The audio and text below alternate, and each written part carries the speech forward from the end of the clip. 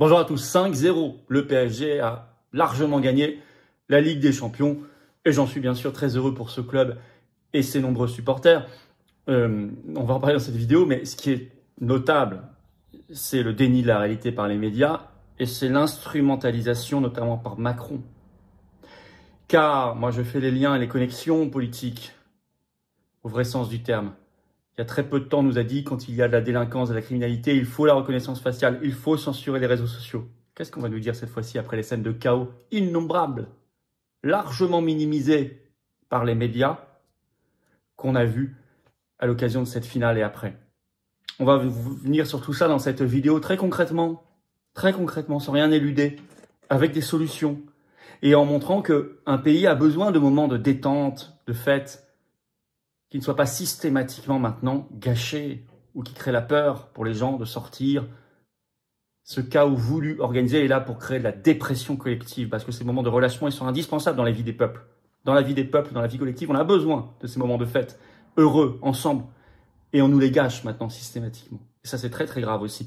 On va revenir sur tout ça, sur ce qu'est une vraie politique de sécurité aussi, sur ce qu'il y a derrière comme projet caché, ce chaos organisé, et ce qu'il faut faire dans cette vidéo. Merci de la partager, pour ça de vous abonner à cette chaîne YouTube par un petit clic gratuit sur s'abonner, un petit bouton en dessous. Hop, vous cliquez, plus vous êtes abonné à la chaîne, plus vous êtes nombreux, plus les vidéos sont recommandées, plus elles touchent de monde. C'est très très efficace.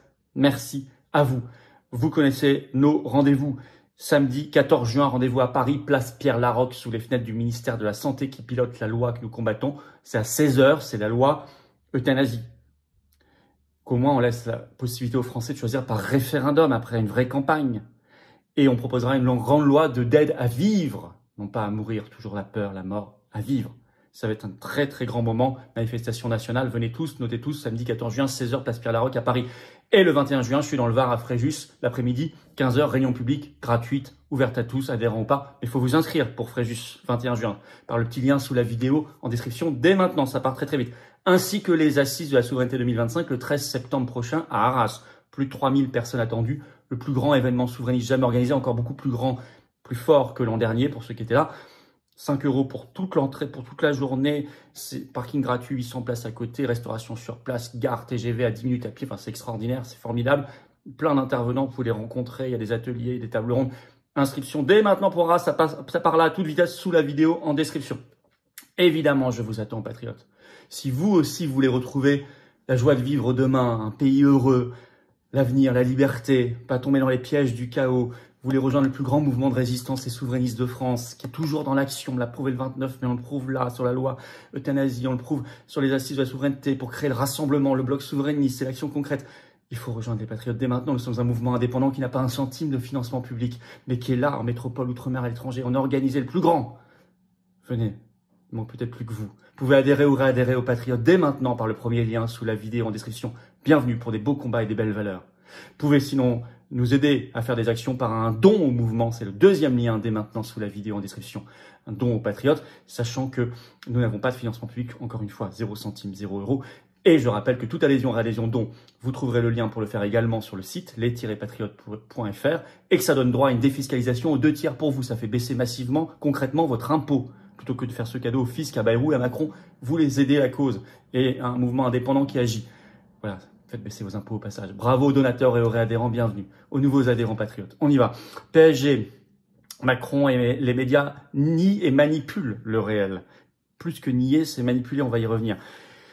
Donc c'était en effet la finale de la Ligue des Champions, donc qui se jouait à Munich, en Allemagne. PSG contre l'Inter Milan. Et vous le savez, victoire écrasante, pour le coup historique même du PSG, 5-0. C'est la deuxième fois qu'un club français l'emporte après l'OM en 1993, face déjà à un club italien, c'était l'AC Milan, et c'était déjà à Munich, au passage. Alors, il y a tous les supporters sont ravis, bien sûr, il y a même des millions de Français qui ont fêté tout cela, qui ont regardé tout cela. Et alors, même si, bien sûr, vous savez, je suis particulièrement concerné par la polémique, le PSG appartient au Qatar, puisqu'il avait été racheté en 2011. Pourquoi je suis particulièrement concerné? Parce que je suis le seul responsable politique français qui a été attaqué en justice, il y a une dizaine d'années, par le Qatar, qui avait pris 2 avocats contre moi. L'un, c'était l'avocat officiel de Sarkozy, l'autre avocat officiel de Hollande. Vous retrouverez les articles de presse. Et pour diffamation, parce que j'avais parlé des réseaux de financement douteux du Qatar dans le terrorisme. grand ami de la France à l'époque déjà. Et ils avaient perdu d'ailleurs parce que je disais la vérité. Donc si vous voulez, moi je suis conscient de tout cela.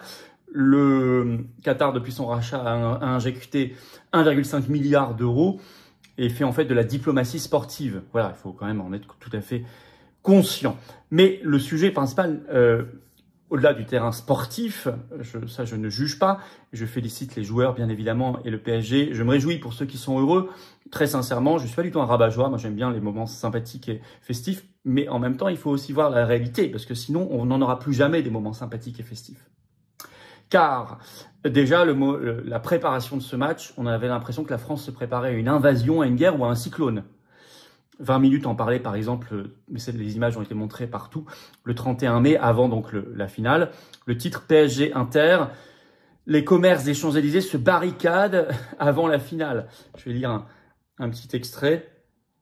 La préfecture de Paris a ordonné la fermeture de tous les établissements recevant du public dans un large périmètre autour des Champs-Élysées de ce samedi 19h à dimanche 23h59, sauf exception, c'est les hôtels.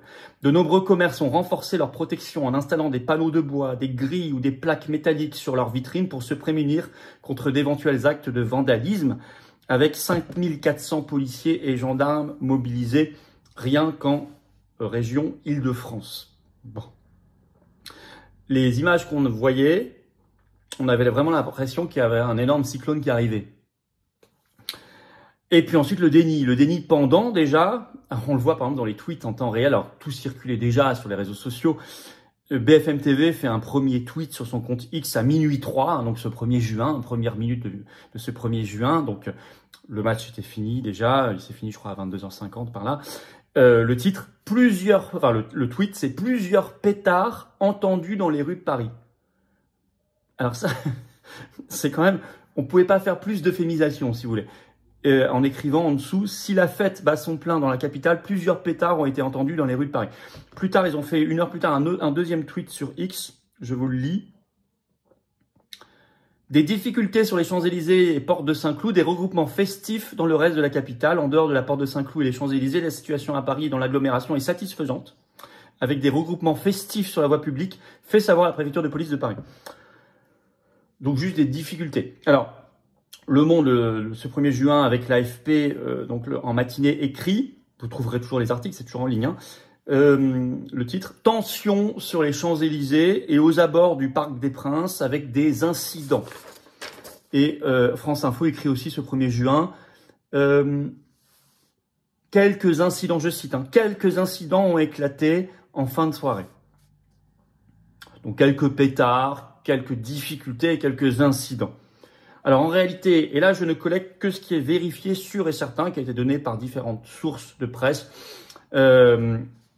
En réalité, à Grenoble, vous avez une famille entière, 4 membres, qui ont été fauchés violemment par un chauffard, qui est aussi un faucheur, et qui avait quand même sur 4 blessés, dont 2 graves, donc je crois 1 entre la vie et la mort.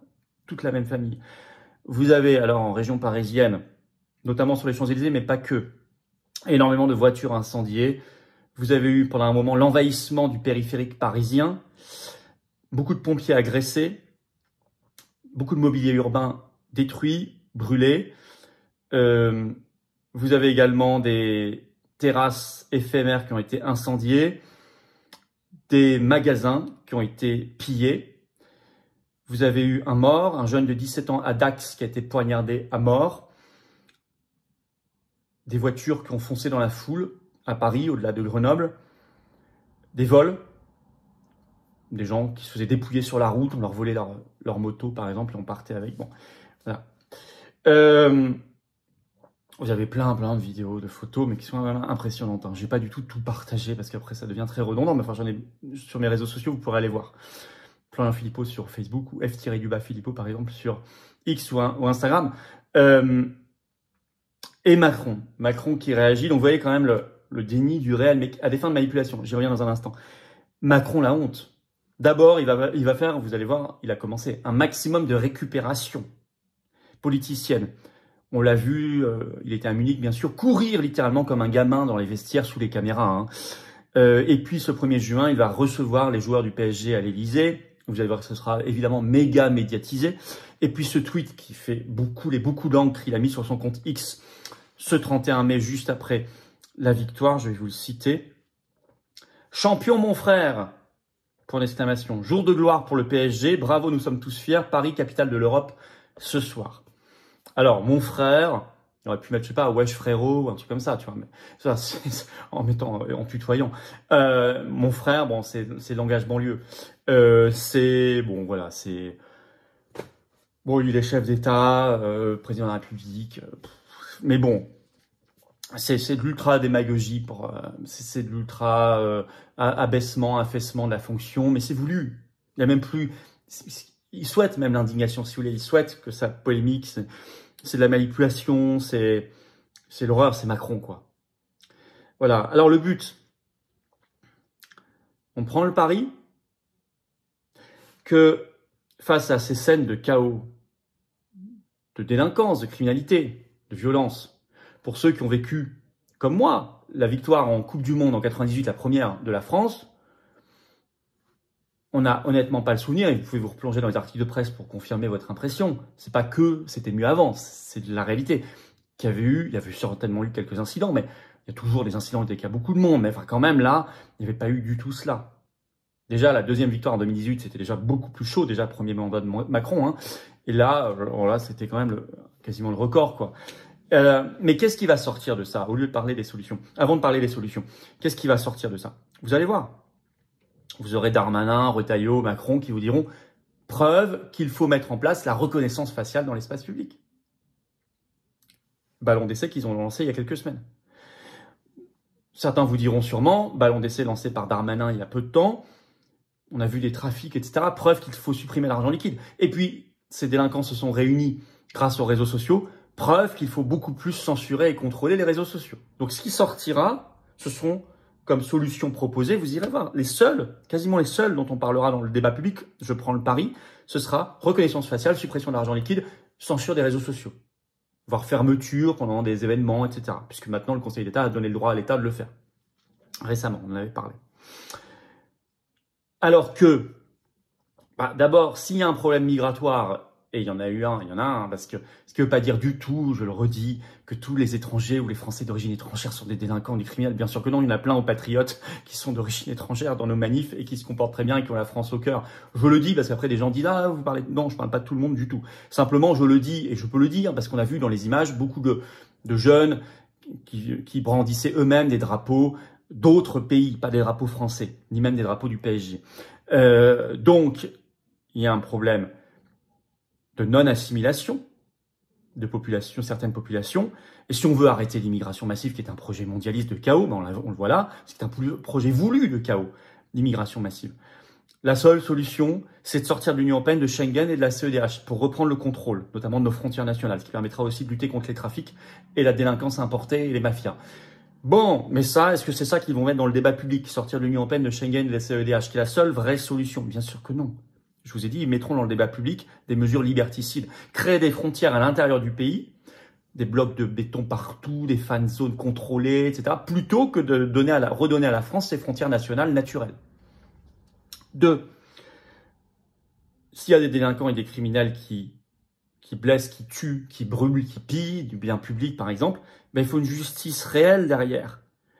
Par exemple, le 24 avril dernier, dans le Rhône, 2 frères ont été condamnés pour l'incendie de toute une école, incendie volontaire. Vous savez ce qu'ils ont eu comme peine? Vous retrouverez les articles. 4 mois de prison avec sursis, c'est-à-dire rien. Ils ne feront pas un jour. Tant que vous avez ce genre de justice, ça recommence de plus belle, parce que ce n'est absolument pas dissuasif. En particulier si vous êtes en récidive, où ça doit être encore plus lourd. Donc vous voyez, il y a des solutions, des vraies choses à faire. Plutôt reprendre le contrôle globalement du pays. Mais ça veut dire lutter contre le chaos. Mais non, eux, ce qu'ils veulent, c'est laisser le chaos, ne surtout pas reprendre le contrôle du pays. En revanche, ne rien faire donc contre la vraie délinquance et criminalité. En revanche, ne pas arrêter les flux, ne pas les inverser, rien. En revanche, taper par des mesures liberticides sur les honnêtes gens, la majorité. Autre solution, c'est qu'il faudrait avoir des responsables publics, à commencer par le chef de l'État, qui soient exemplaires. Pas qui se comporte systématiquement de manière honteuse. On l'a vu avec cette baffe de Brigitte, ce langage racaille, volontairement utilisé à des fins démagogiques. Le poisson pourrit toujours par la tête, donc il faut changer la tête, il faut tout changer. Remettre de la vertu à la tête de l'État. Et non pas du cynisme et de la manipulation comme aujourd'hui. Vous voyez, l'exemplarité est très très importante. En fait, c'est un chaos voulu et organisé. On laisse faire le chaos, on l'organise, on l'encourage, on l'accélère. De l'autre côté, on tape sur les dizaines de millions de gens honnêtes, français, quelles que soient leurs origines d'ailleurs, qui sont là juste, par exemple, pour profiter d'un événement festif, entre amis, sortir, s'amuser, faire la fête. Et on a besoin de ces moments de décompression dans la vie d'une nation. Tout le monde en a besoin. Sauf que là, on peut de moins en moins en profiter. Mais c'est voulu. Pour maintenir les gens dans un état d'anxiété permanente et créer au final la dépression collective. Et plus vous êtes déprimé, moins vous agissez, moins vous résistez. Plus on avance comme dans du beurre dans le peuple, puisqu'il ne résistera pas. S'il est dépressif, il a moins de défense immunitaire. Donc il ne réagit pas. Et on fait tout passer. Ça, c'est de la manipulation d'État. Je dirais même oligarchique. C'est de l'ingénierie sociale, pour prendre le terme. Voilà ce qu'on voit. Et vous voyez qu'il y a des solutions rapides, mais vous voyez ils vont volontairement taper à côté. Les patriotes portent les vraies solutions de joie, d'espérance, d'avenir, de reprise de contrôle du pays, de liberté. Merci de partager cette vidéo, pour ça vous abonner à cette chaîne YouTube par un petit clic gratuit sur s'abonner. Notez bien, le 14 juin à 16h, place Pierre-Laroque à Paris, la grande manif nationale contre la loi euthanasie pour une grande loi d'aide à vivre qui inclut tout le monde, qui trouve des solutions concrètes. Très importante cette mobilisation. Venez tous au pied du ministère de la Santé. 21 juin, je suis à Fréjus, entrée gratuite, réunion publique. Inscrivez-vous par le lien. Et dès maintenant, et le 13 septembre, assise de la souveraineté, inscrivez-vous aussi dès maintenant. Très très important, plus grand événement souverainiste de France, mais ça part vite. Inscrivez-vous. Évidemment, nous portons des solutions de joie, d'avenir, d'espérance, de liberté, de reprise de contrôle aux patriotes. Alors venez les porter et les construire avec nous en cette année 2025 qui bouge toutes les lignes. Non au chaos organisé, oui à la liberté, un ordre pour qu'on vive bien dans l'harmonie, mais les libertés et la reprise de contrôle du pays. Venez aux patriotes, le plus grand mouvement souverainiste et de résistance de France. Portez cette espérance et cette construction de solutions concrètes, dans l'action concrète justement. Vous pouvez adhérer ou réadhérer aux patriotes dès maintenant par le premier lien sous la vidéo en description. Ce lien est également en commentaire avec une petite fiche sur l'écran maintenant et dans quelques secondes un lien sur l'écran. Bienvenue. Vous pouvez faire un don au mouvement aussi parce qu'on n'a pas de financement public, 0 centime. Or on fait beaucoup de choses. C'est le deuxième lien sous la vidéo en description. C'est vital pour le mouvement, sinon on ne peut rien faire. Ni action, ni manif, ni tract, ni affiche, ni élection, ni opération coup de poing, rien. Ni procès contre von der Leyen, rien. Mais avec vous, on peut. Les liens pour adhérer, réadhérer ou faire un don au mouvement sont également sur le site les-patriotes.fr et ça fait baisser concrètement vos impôts puisqu'il y a 2 tiers de défiscalisation sur toute adhésion, réadhésion, don. Vous mettez 30 €, en fait, vous payez que 10 €, il y a 20 € de baisse d'impôts. Vous mettez 3 000, ça enlève 2 000 € de vos impôts. Vous mettez 60, il reste que 20 à payer puisque 40 € de baisse d'impôts. Bon, voilà. Bravo aux donateurs, aux réadhérents, bienvenue. Aux nouveaux adhérents patriotes. Vive la France.